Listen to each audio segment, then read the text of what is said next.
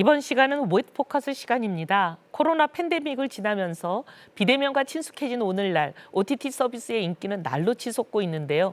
그 가운데 확산하는 동성애에 대해서 살펴보려고 합니다. 먼저 관련 영상 보시고 이어서 이야기 나눠보겠습니다.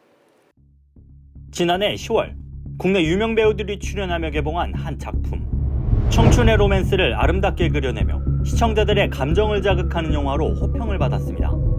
하지만 무심코 이 작품을 접한 일부 시청자들은 황당한 상황을 겪었습니다.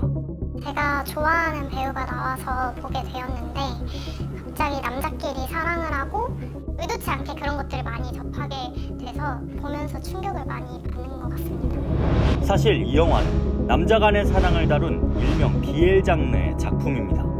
유명 배우들의 출연을 앞세워 OTT 서비스 메인 페이지에 버젓이 홍보되다 보니 이용자들이 자신의 의도와는 상관없이 동성애 콘텐츠에 노출될 수밖에 없는 겁니다. 처음에는 색감 이쁘다 이렇게 해서 괜찮나 보다 했는데 정작 약간 그 남자나 이제 여자들의 사랑이 나오면 약간 불쾌감이 좀 많이 올라갔던 것 같아요. 이뿐만 아닙니다. OTT 검색창에 동성애를 검색하니 수많은 콘텐츠가 쏟아집니다. 영화는 물론 드라마부터 다큐멘터리까지 장르도 다양합니다.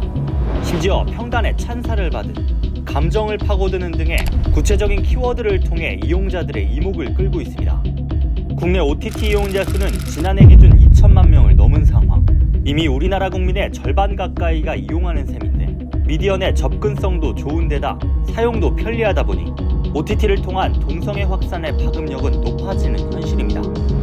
이처럼 OTT란 미디어의 가면을 쓴 동성애. 지금 이 순간에도 우리의 일상으로 한 걸음 더 다가오고 있습니다.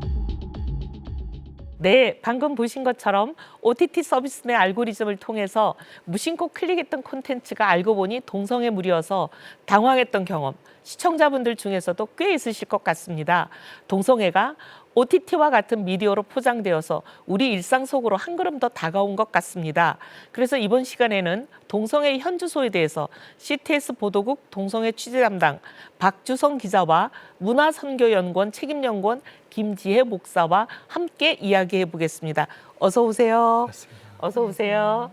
예, 먼저 박주성 기자, 최근 동성애가 미디어를 통해 빠르고 확산되고 있는데요. 어느 정도인가요? 네. 코로나 팬데믹을 지나며 OTT 서비스, 유튜브 등으로 대표되는 미디어를 통해 동성애가 확산되고 있는데요. 특히 최근 동성애 콘텐츠 확산이 가장 활발하게 이루어지는 미디어가 OTT입니다. 잘 아시다시피 OTT는 영화, TV 방영 프로그램 등의 미디어 콘텐츠를 인터넷을 통해 소비자들에게 제공하는 서비스 방식입니다.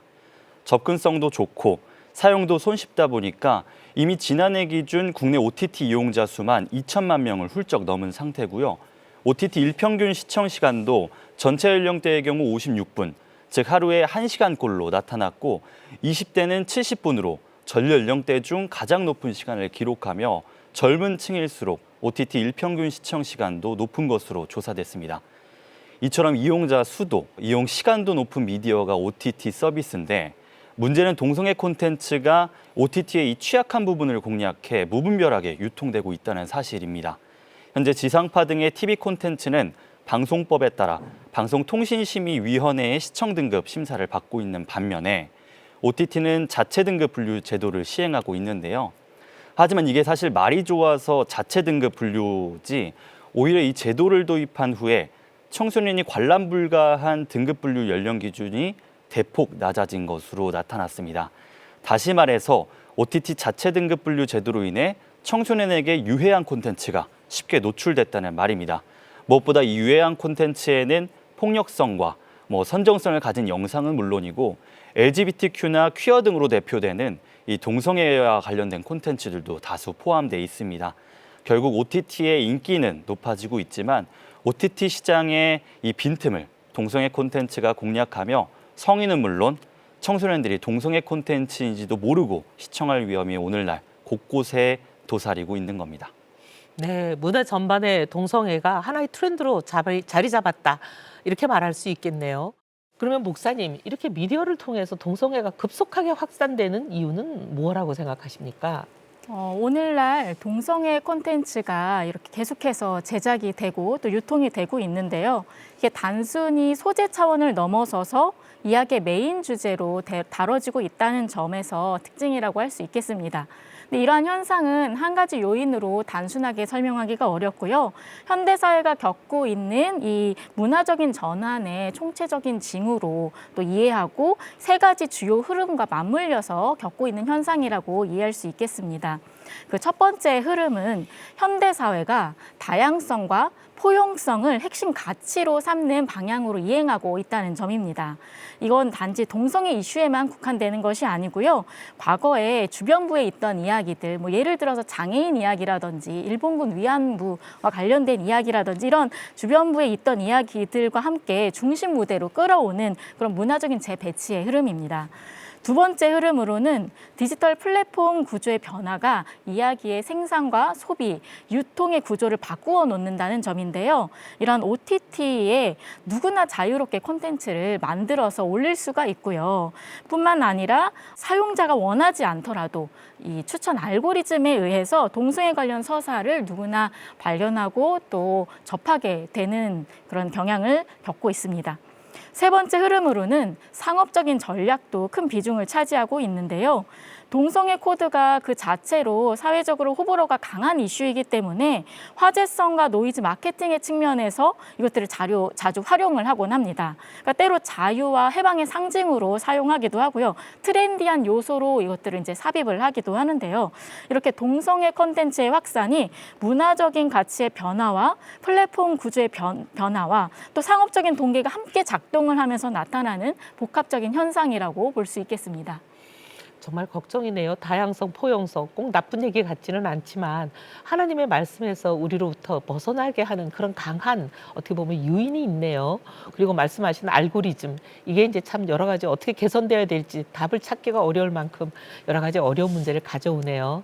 네, 그런 복잡한 목사님 지금 말씀하신 복잡한 원인이 있기 때문에 시청자들이 의도하든 의도하지 않든 미디어를 통해서 동성애 콘텐츠에 계속 노출되고 있다 이렇게 볼 수밖에 없겠네요. 그렇죠? 네, 그렇습니다. 예. 그렇다면 박주성 기자 취재하는 가운데 동성애 콘텐츠를 접했던 그런 시청자들을 만나보셨을 것 같아요. 그분들 대체적으로 반응이 어떻습니까? 네, 대체적으로 아직까지는 동성애 콘텐츠를 꺼려하는 분위기였습니다. 실제로 남자끼리 사랑을 나누는 모습을 보고 충격을 받았다. 일반적이지 않고 이질감이 들었다. 심지어는 불쾌하고 더러운 느낌도 있었다라는 그런 반응도 있었는데요.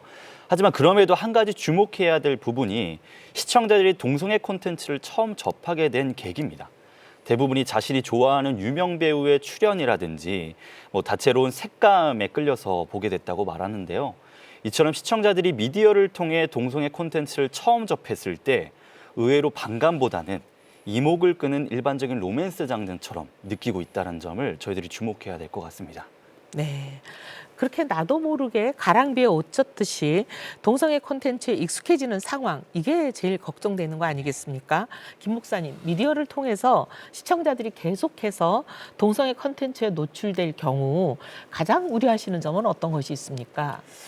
대중문화는 단순히 오락거리라거나 혹은 정보 전달하는 차원을 넘어서서 현실 세계를 반영하고 또 현실을 형성하는 그런 역동적인 장인데요.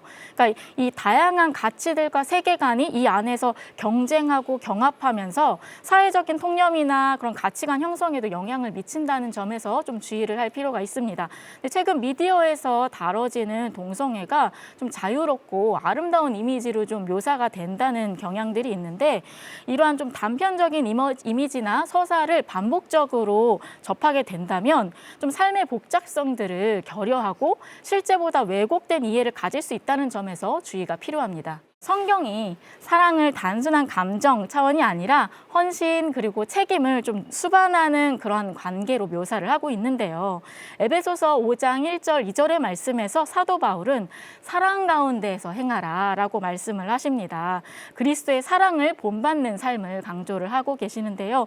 미디어에서 사랑 그리고 관계를 단순히 관계의 그 감정적인 소비 뭐 낭만적인 것 혹은 쾌락을 추구하는 것 정도로 그린다고 하면 인간 존재의 그 존엄성 그리고 관계의 책임성이 희석될 우려가 있다고 볼 수 있겠습니다. 네, 동성애 확산은 비단 미디어 상에서 유통되는 컨텐츠만의 영향은 아닐 것 같고요.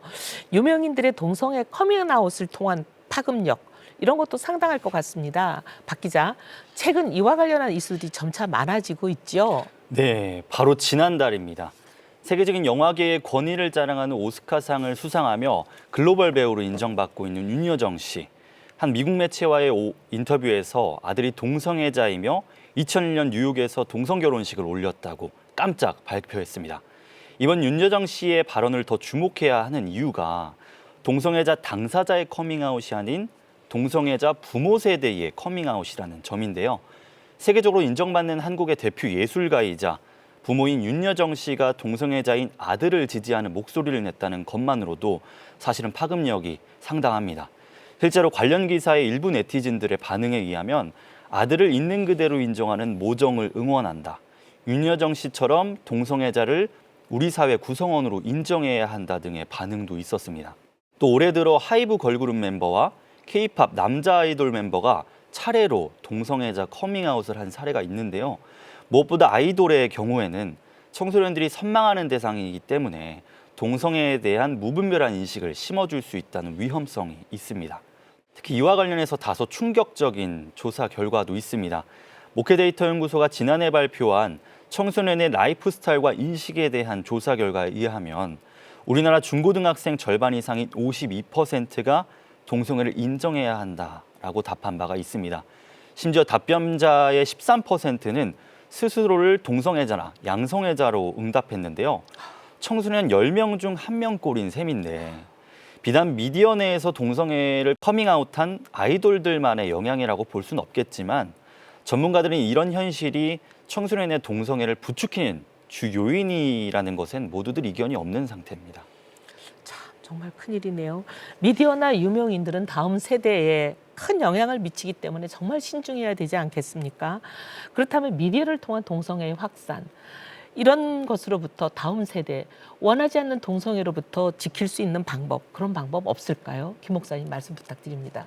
네, 그 현재 플랫폼 구조나 이 글로벌 콘텐츠 생태계 안에서는 동성애 콘텐츠의 생산이나 유통, 소비를 억제하거나 반대하는 행위가 이게 오히려 콘텐츠의 주목도를 높이는 노이즈 마케팅으로 작용할 그런 우려가 있습니다. 그래서 교회가 관심해야 할 바가 바로 분별 그리고 대안 형성이라고 생각합니다. 구체적으로는 교회 공동체가 신앙적인 가치와 윤리적인 분별력 그리고 미디어 해석 능력을 함께 기르는 기독교 문화 리터러시 교육을 강화하는 것이 필요합니다. 콘텐츠를 무비판적으로 소비하는 것이 아니라 하나님 나라의 가치로 또 문화와 콘텐츠를 해석할 수 있는 역량을 기르는 것이 필요합니다. 또 글로벌 OTT 기업에 대해서 영상물 등급위원회의 기준에 따라서 자체 등급 분류를 성실하게 이행하고 또 유해 콘텐츠를 책임 있게 조치를 취하면서 생산할 것을 또 요청할 수가 있습니다. 동성애 콘텐츠뿐만이 아니라요, 모든 하나님의 생명의 가치를 경시하는 그런 선정적이고 폭력적인 미디어 콘텐츠들에 대해서 경각심을 가져야 한다고 생각합니다. 그리고 무엇보다도 복음이 말하는 이 사랑과 관계의 본질을 책임감 있고 또 행복한 모습으로 살아내는 그 본을 보이는 것이 중요하다고 여기는데요. 다음 세대가 모습을 보면서 이렇게 살아가는 게 정말 아름답고 진정한 사랑이구나, 건강한 관계이구나 이렇게 깨달을 수 있도록 우리가 삶으로 드러내고 또 그러한 삶을 담아내는 콘텐츠들을 생산하는 것이 필요하다고 생각합니다. 결국에는 신앙의 정체성을 분명히 하면서 표현 방식에 있어서 좀 더 지혜롭고 절제 있게 대응하는 것이 필요한데요. 하나님 나라의 가치로 세상을 해석하고 대화하면서 또 하나님의 사랑을 삶으로 증언하는 공동체를 세워나가는 것이 오늘날 한국교회의 과제라고 할 수 있겠습니다.